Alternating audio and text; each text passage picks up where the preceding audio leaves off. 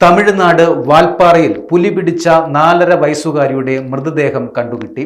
വാൽപ്പാറ പച്ചമല എസ്റ്റേറ്റിലെ തെക്ക് ഡിവിഷനിൽ തോട്ടം തൊഴിലാളിയായ ജാർഖണ്ഡ് സ്വദേശി മനോജ് കുന്ദയുടെ മകൾ റുസിനിയുടെ മൃതദേഹമാണ് കണ്ടുകിട്ടിയത്. പകുതി ഭക്ഷിച്ച നിലയിലാണ് മൃതദേഹം കണ്ടെത്തിയിരിക്കുന്നത്. കുട്ടിയെ കാണാതായതിനു പിന്നാലെ നാട്ടുകാരും വനം വകുപ്പ് ഉദ്യോഗസ്ഥരും പോലീസും എല്ലാം ചേർന്ന് പ്രദേശത്ത് തിരച്ചിൽ നടത്തിയെങ്കിലും കുട്ടിയെ കണ്ടെത്തുവാൻ സാധിച്ചിരുന്നില്ല. തുടർന്ന് തിരച്ചിൽ പുലർച്ചെ 3 മണി വരെ നീണ്ടു. പിന്നീട് ഇന്ന് രാവിലെ 6 മണിക്ക് തിരച്ചിൽ പുനരാരംഭിക്കുകയും ചെയ്തു. പോലീസിന്റെ കടാവർ നായയെ ഉൾപ്പെടെ എത്തിച്ചായിരുന്നു തിരച്ചിൽ നടത്തിയത്. മുഴുവൻ തോട്ടം തൊഴിലാളികളും അവധിയെടുത്ത് തിരച്ചിലിൽ പങ്കുചേരുകയും ചെയ്തിരുന്നു. ഒടുവിൽ കുട്ടിയുടെ വീട്ടിൽ നിന്ന് 300 മീറ്റർ മാത്രം അകലെ മൃതദേഹം കണ്ടെത്തുകയായിരുന്നു. ഇന്നലെ വൈകുന്നേരം 4 മണിയോടെയാണ് സംഭവം നടക്കുന്നത്.